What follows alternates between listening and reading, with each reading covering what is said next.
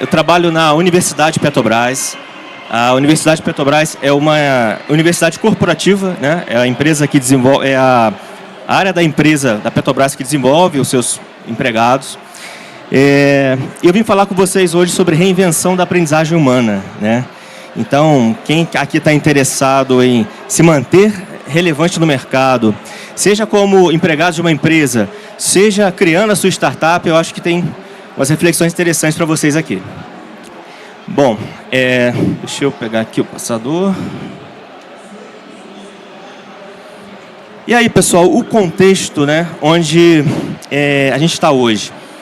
Essa história aqui você já conhece, já ouviu falar muito sobre, tem ouvido falar muito sobre, já há um bom tempo, sobre a quarta revolução industrial. E, basicamente, hoje, se você olhar tecnologia, automação, na terceira revolução industrial a gente já começou a viver muita coisa, né, de automação. Só que ela estava no nível mais operacional, né? E agora ela começa a chegar no nível de tomada de decisão, um nível mais estratégico, né? Todos nós aí temos ouvido falar muito de IA, todo esse desenvolvimento. E aí a gente começa a perguntar, mas qual é o meu diferencial hoje, então, humano? Como que eu me destaco do mercado hoje, né? E que negócios são interessantes nesse contexto? Então, claro que toda essa mudança e esse contexto que a gente está vivendo, ele tem trazido também uma aceleração nas novidades, né? Então, você tem mais poder de processamento de dados, mais poder de comunicação, e isso diretamente vai afetar a nossa capacidade de criar novos conhecimentos. Então, há uma exponencial, né? Lá na década de 50, 70, você levava 20 anos para dobrar a quantidade de um conhecimento disponível sobre um assunto. Agora, essa foi uma estimativa lá da IBM, a partir de 2020, você já levava 12 horas. Imagina como que está hoje. Então, aquela sensação, por exemplo, aqui, eu queria perguntar para vocês uma coisa. Quem aqui tem 2 ou mais livros em casa que comprou, mas não conseguiu ler ainda? Tá. Mais de 3. Quem continua comprando mesmo sabendo que não vai dar conta de ler? Eu acabei de tirar foto de uma palestra aqui de um livro que foi recomendado. E eu sei que eu não vou conseguir ler tão cedo, mas eu tirei a foto. Provavelmente vou comprar também. E é esse o mundo que a gente está vivendo. E é um mundo que também gera uma certa angústia, né? Porque, caramba, como que eu dou conta disso? Então,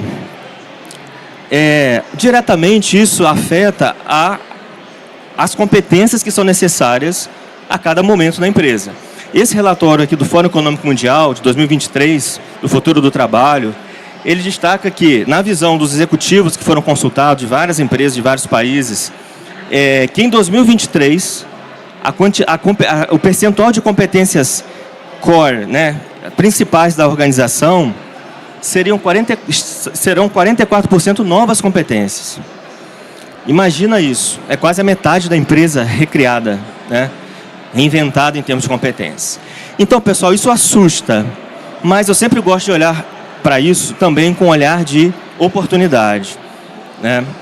Então, isso aqui destaca um pouco isso. Do lado de cá, nesse mesmo relatório do Fórum Econômico Mundial, são várias profissões que estão perdendo postos, estão deixando de existir. Estão sendo automatizadas, estão sendo reinventadas, estão deixando de ser necessárias. E mais do lado de lá, tem novas profissões que estão surgindo.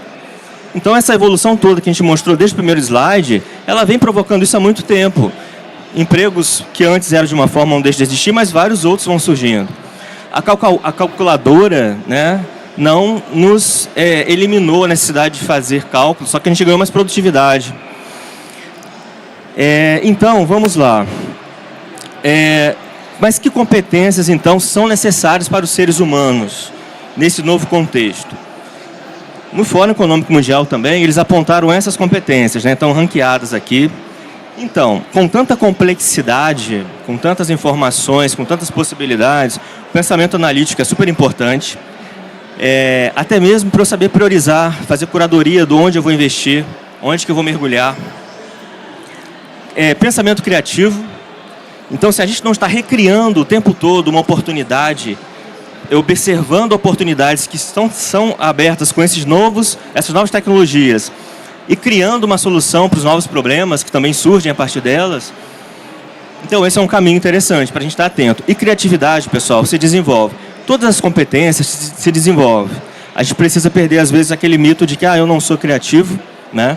Então, mas várias outras. Resiliência, haja resiliência, né? Tantas mudanças. A mudança virou a maior constante. Flexibilidade, agilidade, motivação, autoconhecimento, curiosidade.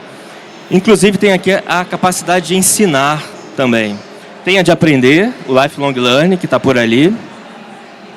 Não me lembro, está lá no 5º, né?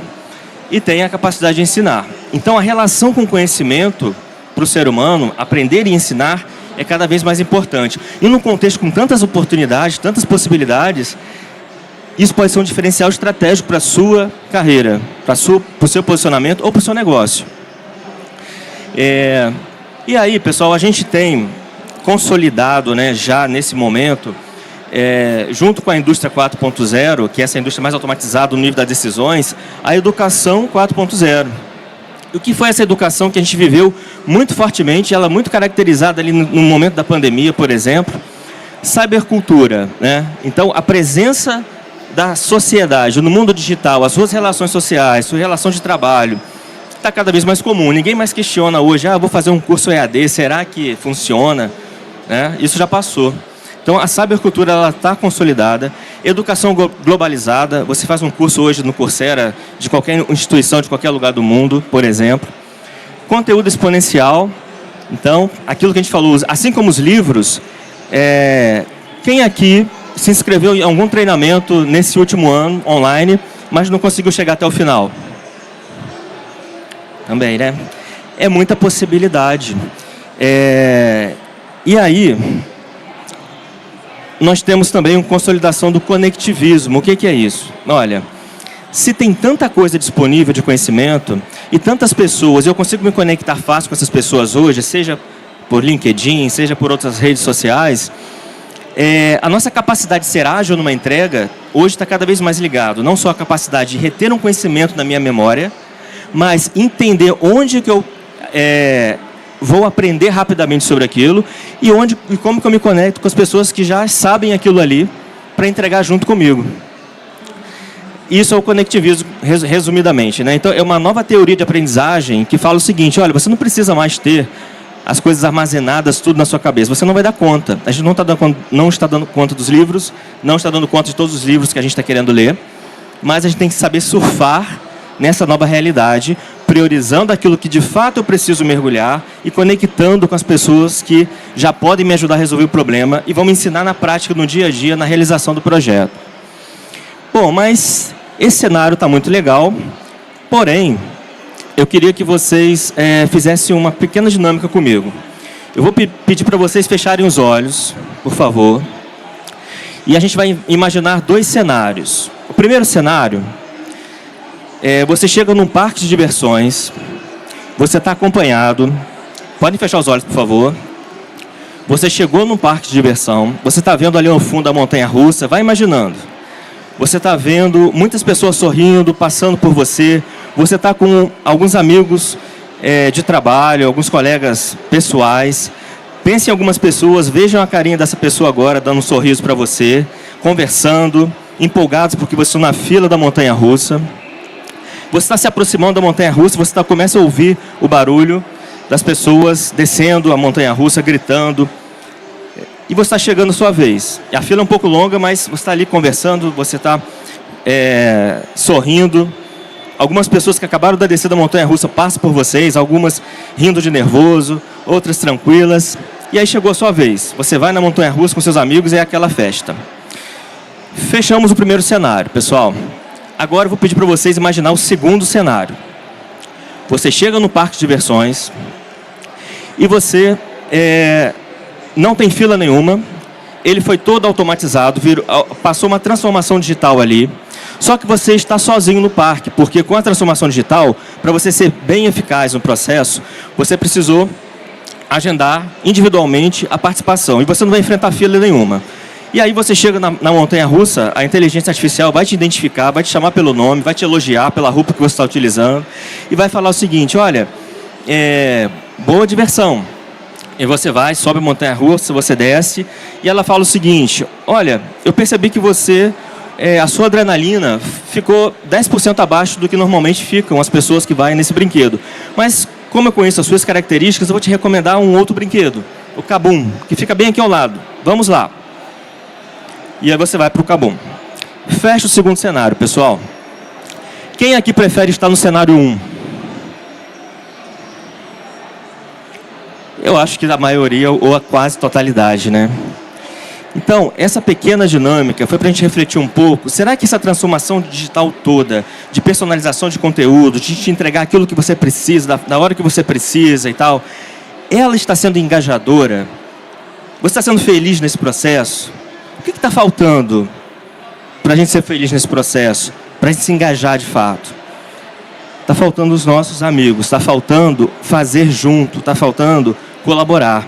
Por que vocês abandonam tantos cursos EAD? Os dados do LinkedIn mostram que tem várias pesquisas, mas de 5% a 15% apenas das pessoas concluem os cursos online. 5% a 15%. É muito pouco. É uma jornada solitária, é uma montanha-russa solitária. E a tecnologia, Educação 4.0, não deu conta de tornar essa montanha-russa mais divertida.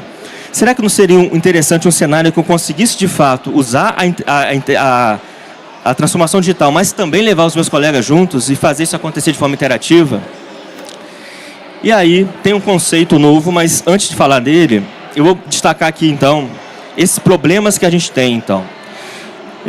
Quando a gente fala de educação, quando a gente fala de aprender alguma coisa, tem 3 domínios nesse processo. O cognitivo, que é saber fazer as coisas, os dados, saber as informações. Por exemplo, inteligência artificial. Eu sei o que é, eu sei utilizar, eu sei desenvolver uma nova inteligência. Isso tudo é cognitivo. Mas tem o afetivo. Eu vou usar essa inteligência de forma interessante, de forma com ética, ou eu vou usar para gerar o meu trabalho do colégio e entregar aquele trabalho pronto. Então, o aspecto afetivo, ele nos traz valores, ele nos traz comportamentos. E ele é muito melhor desenvolvido quando você faz junto com outras pessoas. Então, nós temos uma dificuldade hoje de trabalhar o afetivo, porque a gente está falando muito de autoinstrução nessa transformação digital.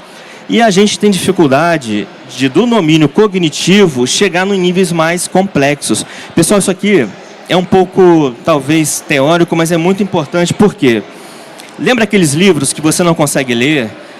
Os cursos EADs, autoinstrucionais, eles vão te entregar um conhecimento nesses níveis aqui, de baixo. E como vocês viram, lá pelo Fórum Econômico Mundial, o que você precisa de competência hoje são competências de alto nível. São competências que estão no topo. Lembra? Criar, saber analisar, pensamento crítico. A gente não consegue chegar lá só com um curso autoinstrucional. A gente não consegue lá só lendo os livros. A gente precisa mergulhar num nível de prática, de entrega, de exercício, de metodologias ativas para conseguir chegar lá. E aí isso tem a ver com a nossa eficácia. Será do que eu estou fazendo? O que eu estou priorizando para mergulhar? Qual é o caminho que eu estou fazendo para aprender? Será que dentro da empresa eu não posso me propor a participar de um projeto e aprender em tempo real com aquele time que está ali fazendo o trabalho?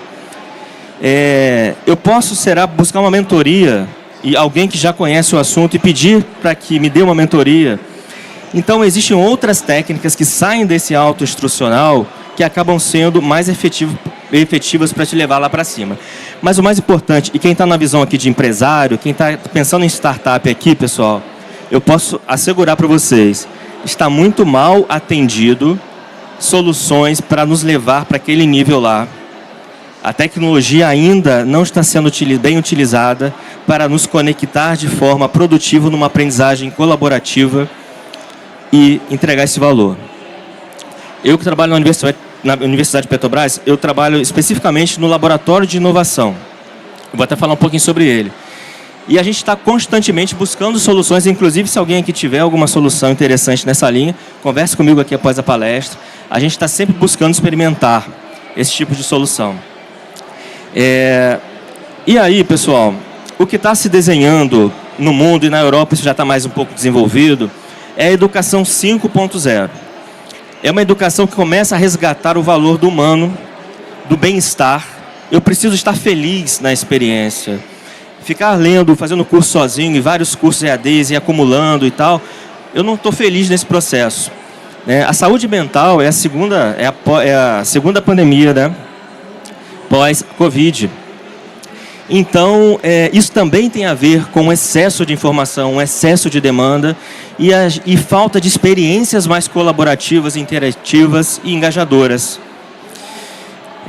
Então, nessa sociedade 5.0, ela não nega as tecnologias da 4.0. Ela é uma evolução, mas é uma evolução com um olhar de aplicação onde o ser humano, a relação social, precisa ser priorizada.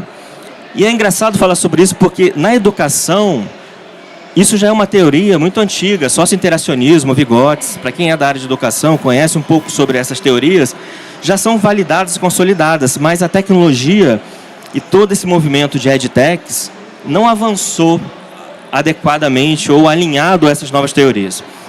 Então, a gente precisa resgatar uma ênfase na humanização e tem que usar a tecnologia a favor de uma colaboração e de afetividade.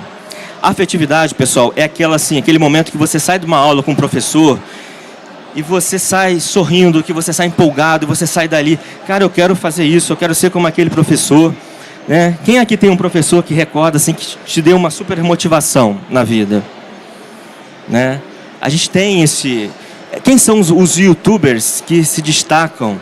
São pessoas que conseguem ter esse poder de influenciar a sua inspiração para mover, para se fazer diferente, para ver oportunidade. Então, pessoal, a tecnologia precisa ir nessa linha.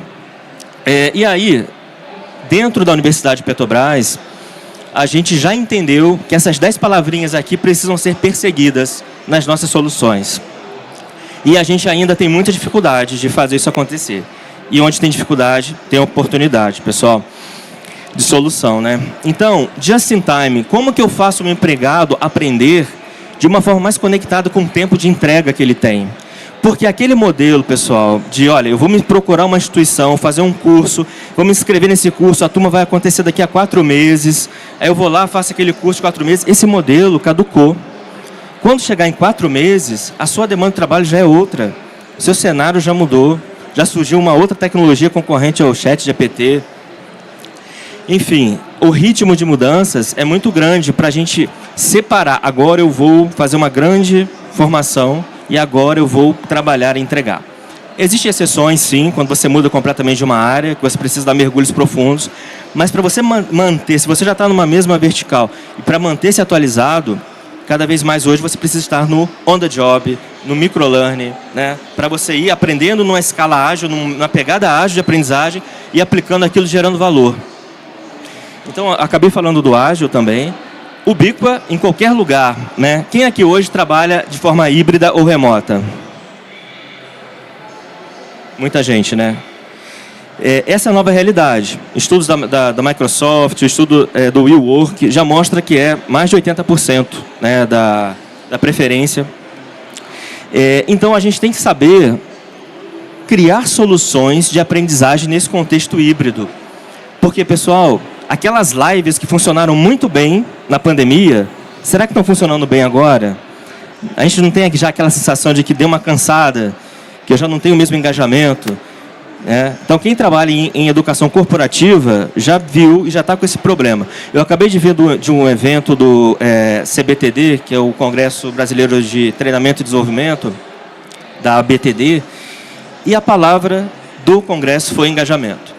O problema de engajar as pessoas nos programas de desenvolvimento da companhia. Porque a empresa tem seus objetivos, ela precisa engajar as pessoas. Só que é difícil fazer isso, ainda mais num contexto onde as pessoas não estão trabalhando de forma híbrida. Aí você entra numa aula híbrida, o professor está ali com algumas pessoas presenciais, outras remotas, o que acontece? Se esquece completamente quem está remoto e fica interagindo ali com o presencial. Quem está remoto se sente completamente desconectado. Então, falta tecnologia, falta mediação, falta método para juntar esses mundos. Há muita oportunidade nesse mercado de edtechs, né, de tecnologia educacional. Personalizado, analítico, cultura maker, colocar a mão na massa, que é mais divertido. A gente precisa resgatar o sinestésico. No nosso laboratório lá, vou mostrar para vocês, a gente tem trabalhado muito com Lego, dinâmicas com elementos físicos. E aquilo traz à pessoa uma memória afetiva, um tempo mais alongado, uma descontração. E a gente precisa ser feliz, né? A felicidade hoje é um dos temas aí mais falados, é um dos cursos mais buscados lá em Harvard, né?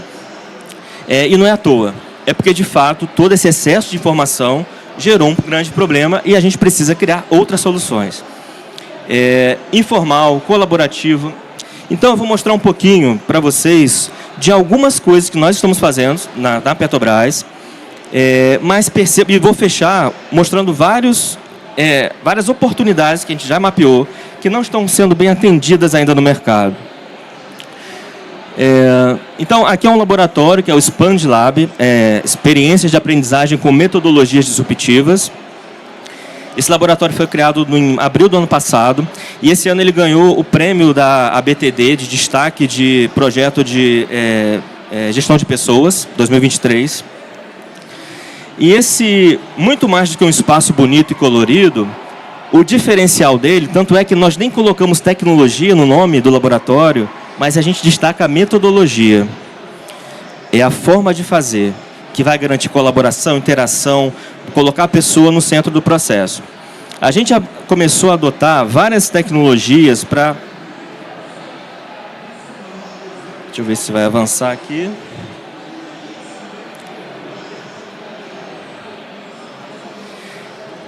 E a gente tinha já algumas coisas do auto-instrucional, a gente já usa várias plataformas conectadas de mercado, mas a gente teve um grande investimento nos últimos anos na colaboração, em fazer as pessoas aprenderem, interagirem, experiências lúdicas, interessantes, agradáveis, gamificação, ambientes imersivos. Então, hoje nós temos alguns produtos, eu vou mostrar alguns, que mergulham nessas coisas. Robô de telepresença, é um projeto fantástico. Sala Flex, uma sala projetada para que, de fato, eu tenha pessoas presenciais e remotas, uma mesma experiência, e que isso seja eficaz.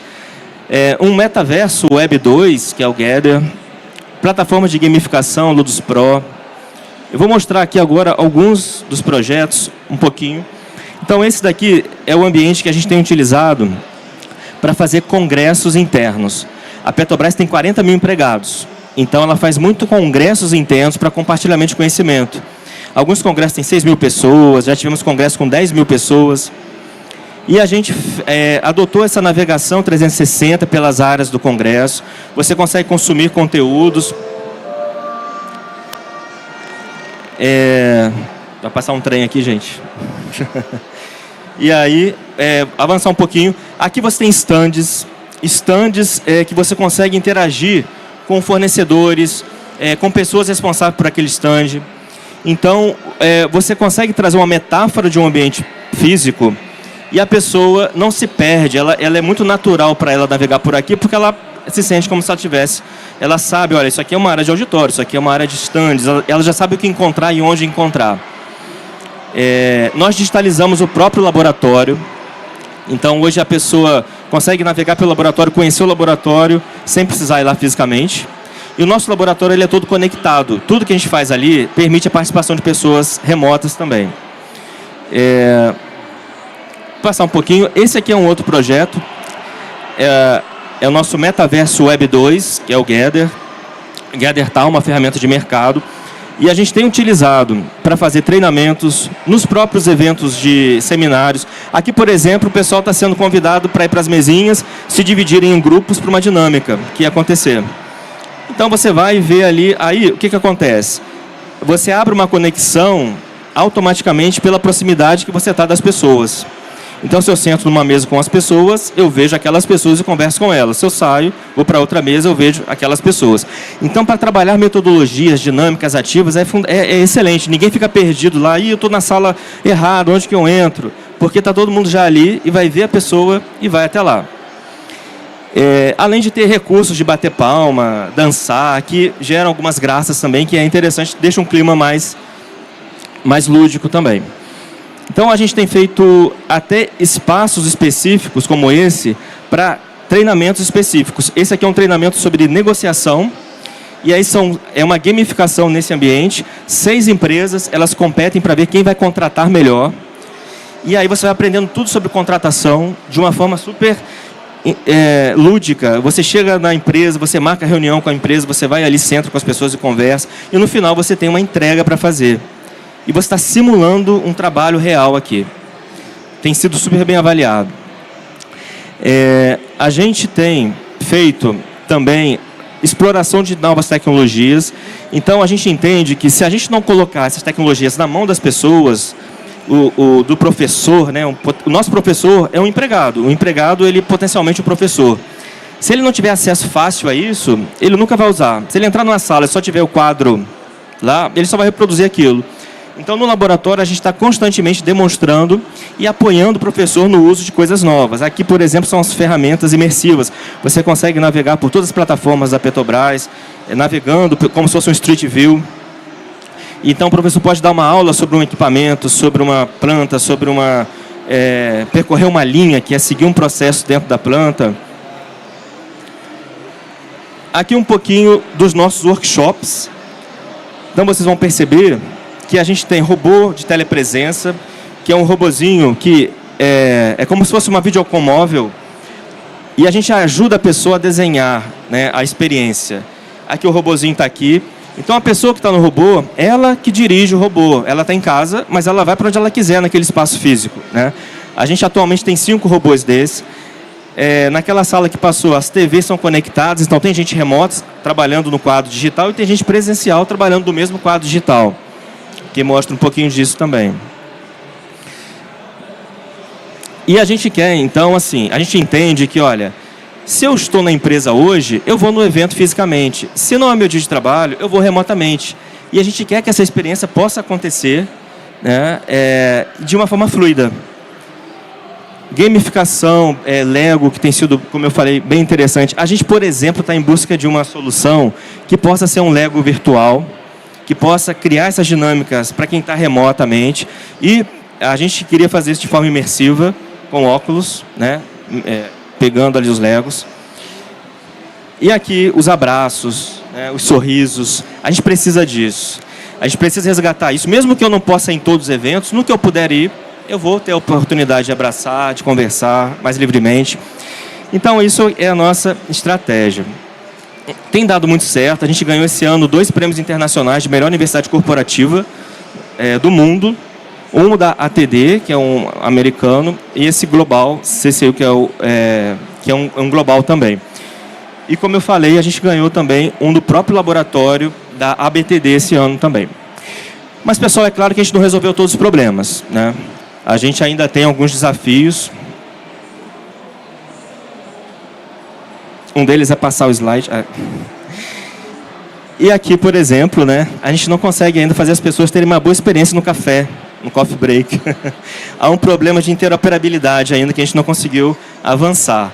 Mas a gente tem esperança nas impressoras 3D, a gente já viu impressora de alimento lá no Senai do nosso lado, então, quem sabe, né, esteja perto. Mas, falando um pouquinho mais sério, pessoal, e para fechar, a gente tem aqui uma listinha de coisas que a gente percebeu que não está muito bem atendido ainda, que são oportunidades no mercado, né, para quem está desenvolvendo soluções nessa área. Então, User Experience para o mundo digital. As pessoas que estão remoto, que vão participar de uma experiência que é híbrida, simultânea, sofrem, ficam abandonadas. A gente precisa ter soluções, espaços, ferramentas que façam isso acontecer de forma mais fluida.